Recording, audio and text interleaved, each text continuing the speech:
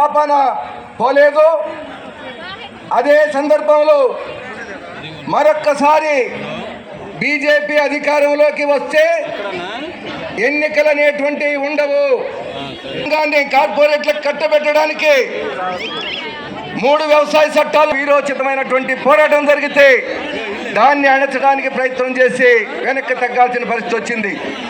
అందుకని ఇప్పుడు బీజేపీ మరొకసారి ముఖ్యంగా ప్రకాశం జిల్లాలో ఉన్నటువంటి ఈ రాష్ట్రంలో మన రాజన్న రాజ్యం రావాలంటే రాజశేఖర్ రెడ్డి గారు అందించినటువంటి సంక్షేమ పాలన తిరిగి ఈ రాష్ట్రంలో అధికారంలోకి రావాలి.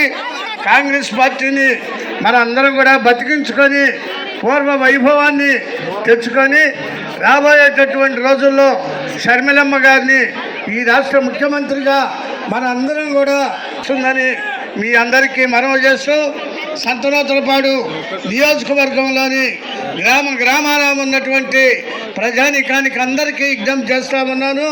పార్లమెంట్ సభ్యునిగా పెద్దలు జేడి శీలం గారిని, ఎమ్మెల్యేగా విజయశ్రాజ్ గారిని ఇద్దరిని కూడా హస్తం గుర్తు మీద ఓటేసి మరి అలాంటి వాళ్ళకు ఓట్లేశారు అన్నా. ఈసారి ఆలోచన చేసి ఓటు వేయండి. మళ్ళీ వైసీపీ టీడీపీ 2 పార్టీలు డబ్బులు తీసుకొని వస్తాయి. ఏమన్నా ఎంతంట డబ్బులు? ఓటుకి ఎంతంట?